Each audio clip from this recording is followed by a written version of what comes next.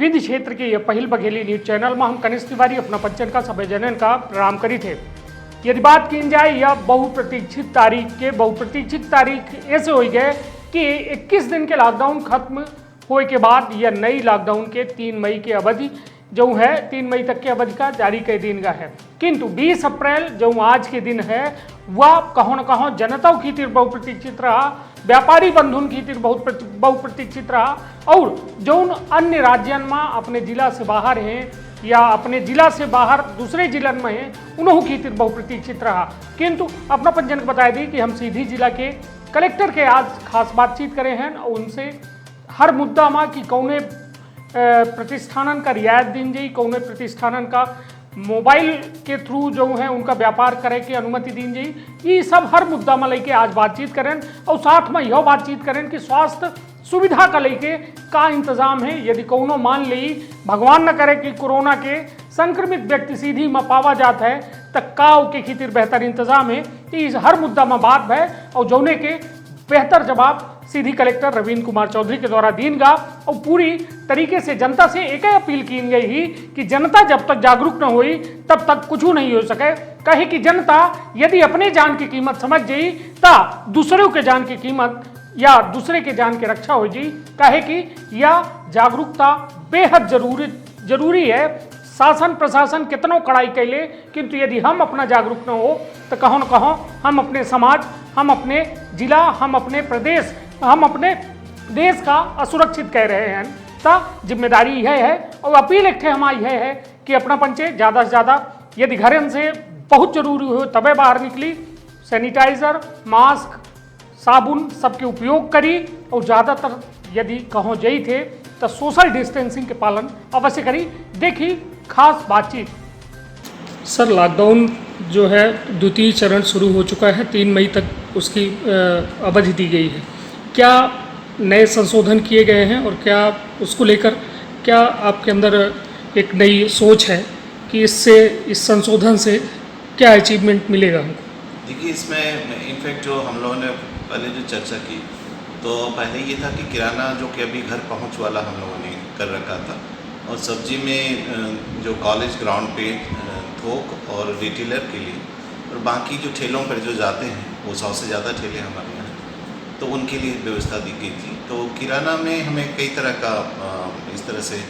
आया भी, उनके एसोसिएशन के लोग भी आए थे कि साहब यदि हम उल्लंघन करते मिले तो हमें जुर्माना भी अब करिए और हमें पनिश करिए या पूरी अवधि के लिए भी हमें सील कर देंगे, तो हमें कोई ऐसा नहीं है और हम लोग पालन करेंगे। तो प्रशासन का ये ध्येय कतई नहीं है कि हम किसी को परेशान करने के लिए हैं। अगर सामाजिक सोशल डिस्टेंसिंग पालन करते हैं तो हम उसको कंसिडर करने जा रहे हैं। हम लोग आगे किराना में कुछ निर्णय लेंगे। इसके साथ ही साथ जो गर्मी का समय है, जो इलेक्ट्रिकल सामान होते हैं लोगों की ज़रूरतें रहती है और भी कई तरह की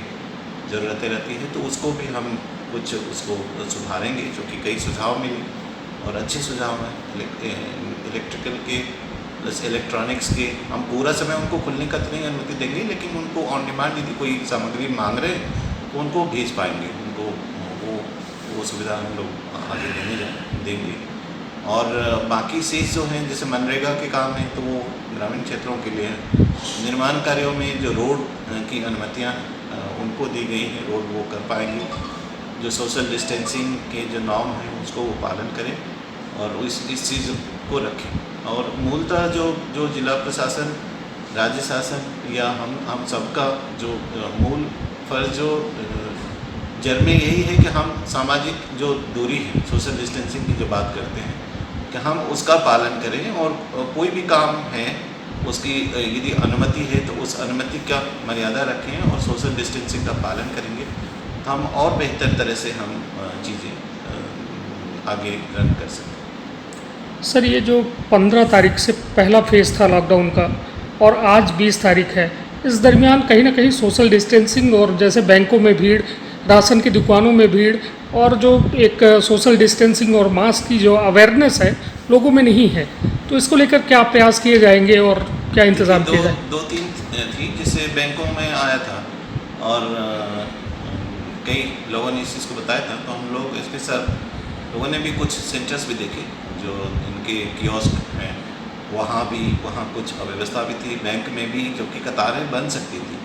कतारें 3-3 वो बना सकते थे। तो ये थोड़ा मतलब जैसे बैंक की जो उनका जो प्रशासन है, बैंक का जो अमला है उनका भी, पुलिस की भी हम लोगों ने पुलिस की भी सपोर्ट उनको दी है, और जो हमारे नायब तहसीलदार या पुलिस के अधिकारी हैं तो इनसे भी हमने कल भी उनसे यही कहा कि ग्रामीण क्षेत्रों में भी जो कियोस्क हैं या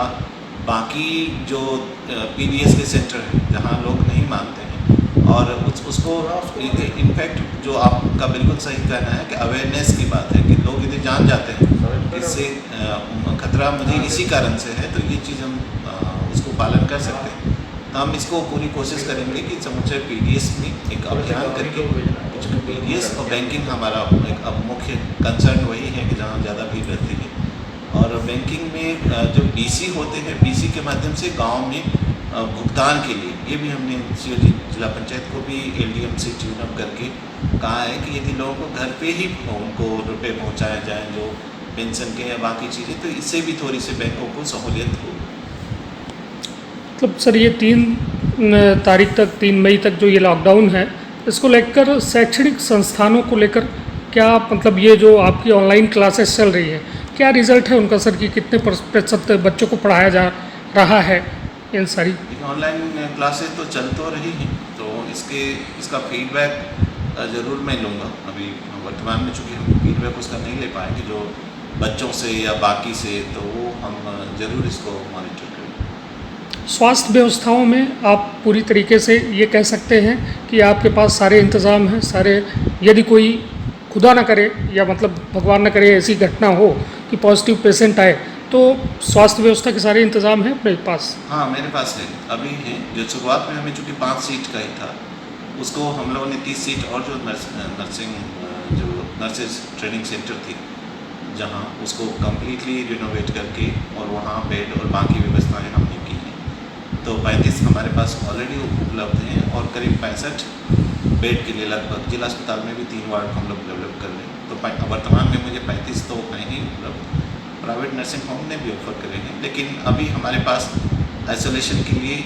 है व्यवस्थाएं, और हम 100 की संख्या अगले 2-1 दिनों के भीतर हमें 100 लोगों की भी हो जाएगी। और ये चूँकि ये भी बिल्कुल सही है कि ये हमारे सबके लिए, कि यदि कोई इस तरह का इंसिडेंट होता है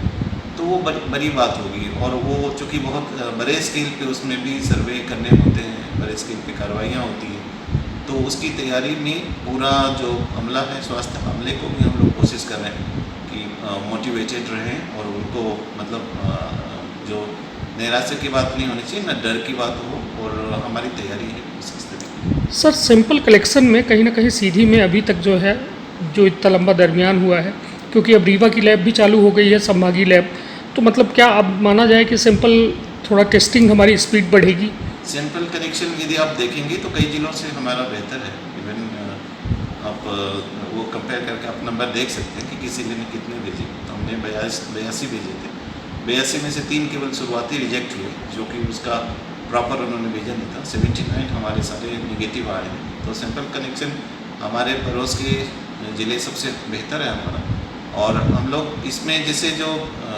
न्यूमोनिक पेशेंट हैं, जो सेवेयर रेस्पिरेटरी वाले जो पेशेंट हैं, उनके भी लेने का रूरल एरिया में भी वो भी हम लोग कोशिश कर रहे हैं। और जिला अस्पताल में भी जो भर्ती हैं, ये जो आते हैं इस तरह से कॉन्टेक्ट में आते हैं, तो उसको हम लोग लगातार